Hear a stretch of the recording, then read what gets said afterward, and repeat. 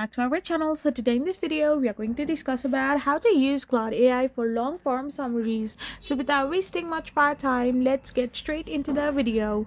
If you want to use Claude AI for long form summaries, all you can do is simply go to Claude AI. Once you're in your Claude AI, to use your Claude AI for long form summaries, all you gotta do is simply provide it with the text or document you want to summarize. Then use specific structured prompts to guide the AI in generating a concise output.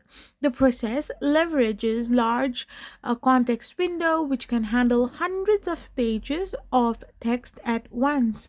So if you're going to use Claude AI in this form, then you will be successful in using it for a long form summary.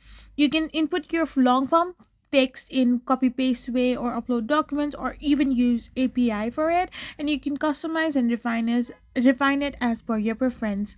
I hope you found this video helpful, so don't forget to hit that subscribe button and do give us a thumbs up. We will be back again with more informative videos. Thank you for watching.